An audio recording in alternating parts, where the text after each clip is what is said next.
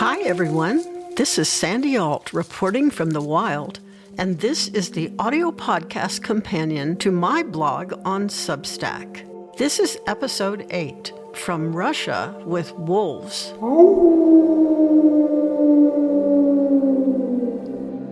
Betrayed, abandoned, screwed over, heisted, robbed, ripped off, conned. If your eyes weren't wide open before, they should be by now. Vance and Trump have cleaned out the government and given it all over to Putin. And they came out to the public that they are no longer with America, but rather Russian assets during a gang assault on our ally, Ukraine, in the hopes of inflicting maximum mass harm.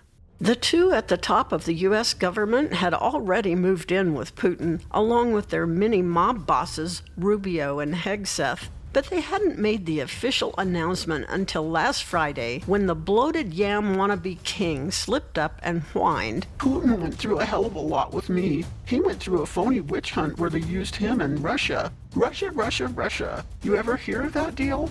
The putrid orange tuber defends his master and finally lets fly from his own foul lips that they've been hooked up from the beginning. Not that we didn't all know that, but he said it at last. If you've ever been cheated on by a spouse or partner, you know the deception is crazy-making. When the truth finally comes out, you can finally empty the garbage you've allowed to pollute your mind and your life and make a new start. Here we are at the truth, uttered from the traitor's lips. I'm no longer an American, I'm a Russian asset. Known, yes, it was known by many of us, but now stated. Now that the pretending we're on the same team is over, what are we going to do? Now we are all playing the same board game. But while we hesitated, we've let the other side steal all the moving pieces. For example, that DUI hire at the top of the country's Defense Department, who has been given all the military toys, has ordered U.S. Cyber Command to stop all planning against Russia, including offensive digital actions.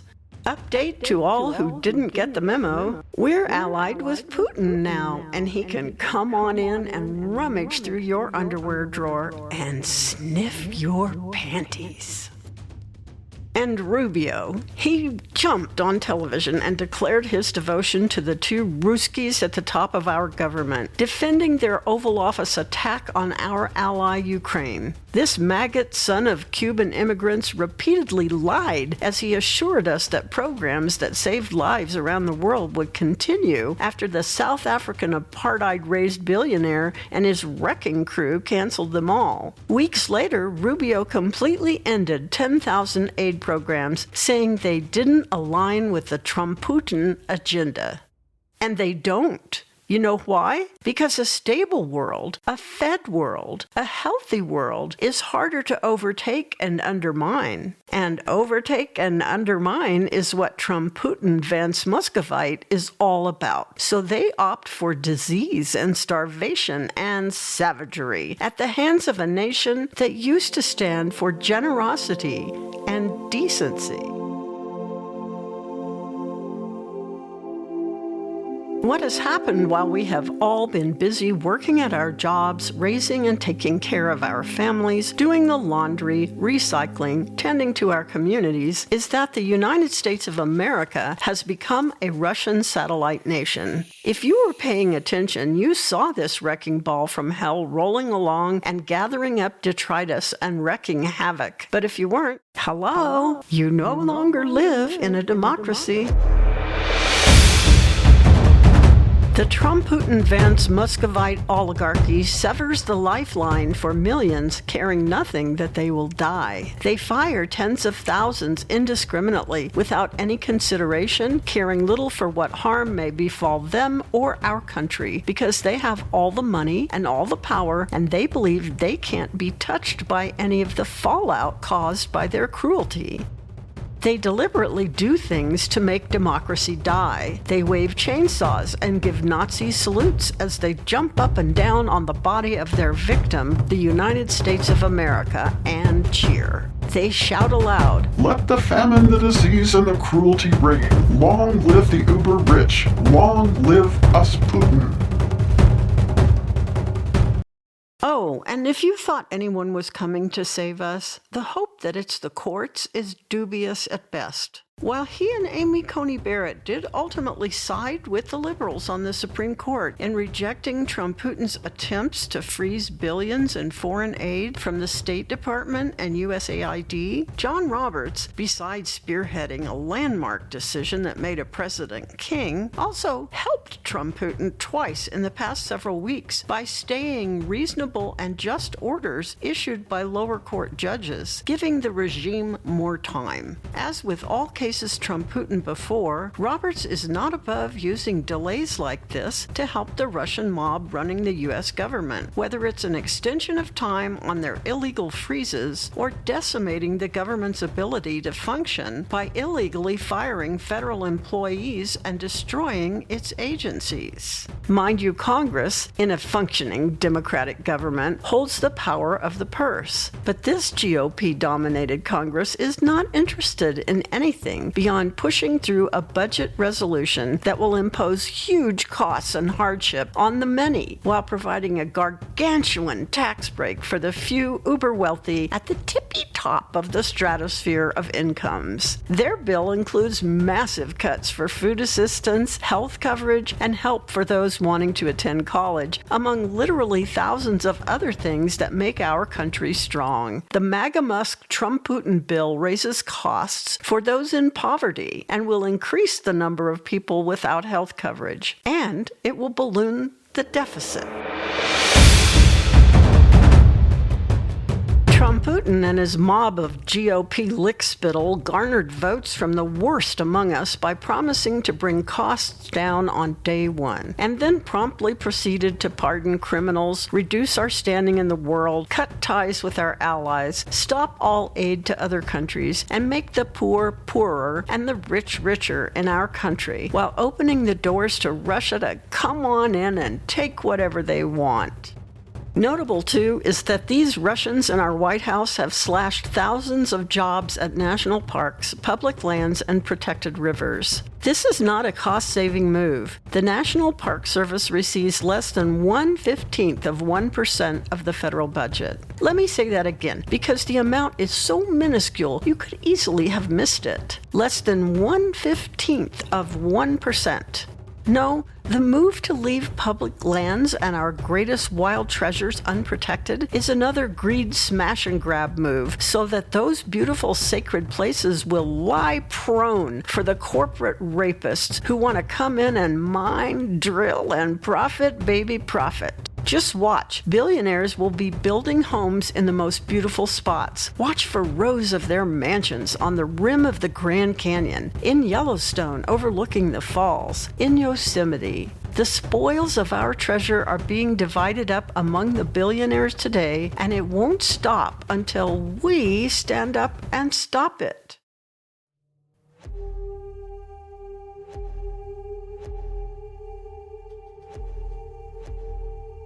I wish I had a wild story to share with you about this, but there is no equivalent in the wild to the despicable cabal at the top of our government, nor to the self-destructing, mindless minions with hearts full of hate who put them there. The only analogy to the latter that I can think of is chronic wasting disease. This disease, largely affecting moose, deer, and elk, has a long incubation period, and it spreads covertly among herds via direct contact. It causes brain damage. It is also known as zombie deer disease because of the stumbling and drooling and disorientation that manifests in its victims. There is no cure for it. Animals infected with this disease die of it. Whole herds die of it. It can decimate entire wildlife populations if left unchecked. The one thing that wildlife biologists know can prevent this neurodegenerative disease from spreading is to reinstate and protect predators that naturally cull the herds of weaker animals and prevent overpopulation of the herds themselves, thus strengthening the overall health of the species they hunt. This is the gift of selective predators like wolves. They keep the balance in check. In our government, those selective predators were our watchdogs: the General Accountability Office, the U.S. Congressional Budget Office, the U.S. Inspectors General, and the Department of Justice. But this Russian gang eliminated the watchdogs and has planted traitors at the top of the agencies and the courts who are rabid with their own greed and lust for power. The avaricious authoritarians have eliminated those serving as oversight in our government to ensure that no one has means to cull the oligarchs' endless greed and cravings for control. There is not one thought anywhere in this entire administration for the people of this country. Not one thought for the values upon which we established our democracy almost 250 years ago. Adherence to the rule of law, equality, freedom, fundamental rights, and the common good. The vipers in the Trump-Putin administration are racing to tear it all down so that America lies prone with its hands tied and its legs spread, naked and afraid, ready for their evil overlord Putin to come in for the final molestation. We will not likely find any lever in the existing government structure that we can grab onto and pull to cut off this assault. In the words of Bob Dylan, the pump don't work 'cause the vandals took the handles. We will need new measures, more powerful measures, wildly creative extra-governmental measures to turn this around, if we are still able to at all. And there is a problem with that, because we are not united. We are a country riven in two by these bastards in a deliberate decades-long mission that has culminated in this moment where half of the people entitled to vote in this country are so egomaniacal and hate-filled, so ignorant and withered inside that they will only join with us out of their own selfishness if the price of eggs or gas or fill in the blank gets too high. They are not really with us. They have no real moral compass or integrity. Most of them are not sorry, except in the sense that they are a sorry excuse for citizens. They have no remorse, and if they do, I would be guarded in accepting it as anything more than temporary until the next shiny thing sets them off in another anti-American direction. They are, as HRC most aptly described them, deplorables. Zombie deer. So while we plan for protests, for strikes, for the now dubious hope of another free and fair election, and for righteous rebellion in whatever form that may take, we must bear in mind that we are still a bitterly divided country. We are not the United States of America. We are the divided States of America. And so we must mobilize against the current danger while taking into account that we may need to think about a complete reordering of our understanding of who and what and perhaps even where America is, and whether we can ever heal a herd of millions infected with a deadly disease for democracy where contact is the means for spread and there is no known cure. Not yet, anyway. Maybe what we need is a few more wolves.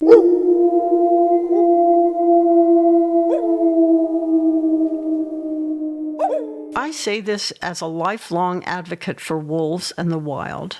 I say this as a person who has adopted wolves, who lives with wolves, who spends time in and supports wolf sanctuaries, who lectures about and writes about and cares about wolves. In 1995, when wolves were reintroduced to Yellowstone National Park after having been extirpated from most of the Northwest, they became a gift beyond measure to the ecosystem. Their presence in maintaining healthy herds of grazing species like elk and deer helped plant life to thrive again along riverbanks that had been nearly destroyed by invasive plant species. Wolves also helped decrease erosion because grazing was kept in balance. The aspen and willow trees began to return, creating habitats for beavers, for birds, and for insects.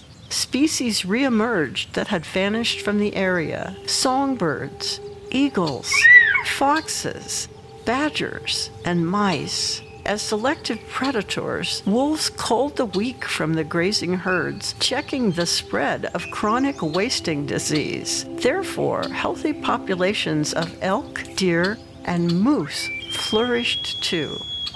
Yes, I think we need more wolves in government. Wolves are pack animals. They work together to defend their territory. They hunt together to provide food for the whole pack so that none go hungry. They work together to raise and educate their young to survive. Wolves scout their territory and stay aware of any danger to the pack. They do not take more than they need. Their bond is always for the common good. And, like our government watchdogs were meant to do, as good selective predators, not 20-somethings with indiscriminate meat axes, they selectively cull out the sick and the weak so that the whole ecosystem flourishes. For a moment or two more, at least, this land still belongs to us. This land belongs to you and me. So maybe we also need to think about acting a little more like wolves ourselves. Pack up with your friends and family, with your community members, with your local defending democracy groups, and occupy your territory against the drooling zombies among us who are infected with hate and disinformation. Challenge their bullying by standing up in numbers in a show of strength. Make them feel unwelcome and uncomfortable at your town council or school board meetings by attending in packs and taking a united and determined stance. Don't let them destroy self-government in your area by spreading their chronic democracy-wasting hate and lies. There are 6 wolf-like things I can think of that we must do at once. 1. Stay lean and mean. Stop buying stuff. Stop going on vacations. Forget that new car, that big celebration, that shopping habit. Only buy what you must have to eat and medicines for your health. Don't take more than you need. A financial strike will soon ripple outward and cripple the government. 2. Get out and howl. Mobilize mass protests, showing up in numbers so great and in such solidarity that none can ignore us. Eventually, we might have to organize the kinds of strikes that will send an even greater message. This is what other countries have done successfully when their governments were overtaken by oligarchs and dictators. When the mechanics of daily life start to break down, even the richest and cruelest will be affected. We must do whatever we can to affect them. 3. Build your whole life around the pack. Organize your social calendar around political efforts so that you are doing things with others frequently to show opposition. Go regularly to your representatives' offices in groups with signs and make sure you take pictures and video and share them widely. If your GOP representatives won't hold town halls, hold them in your communities and invite Democrats to come. Forget going to the movies or out to dinner with friends. Pack a picnic or pick up some carry-out and watch films together at home, or go out together to a protest or a pro-democracy discussion group instead. Get busy electing good candidates to your metro districts, your school boards, your county commissions.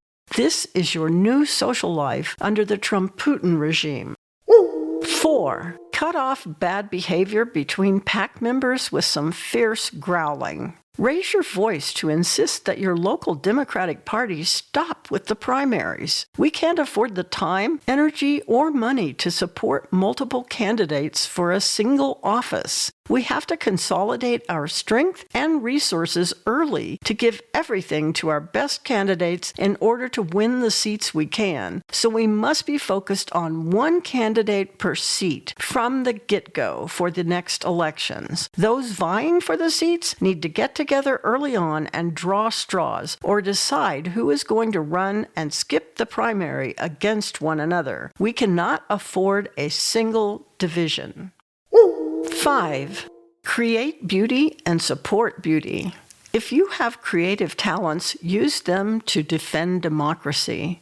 If you're a filmmaker, a dancer, a poet, a songwriter, a painter, whatever your talent, get busy creating art to defend democracy. Use your highest skills to their highest use. And if you have an individual or a group in your community using their talents to defend democracy, join them, support them, give them the solidarity and strength a PAC gives to its every member.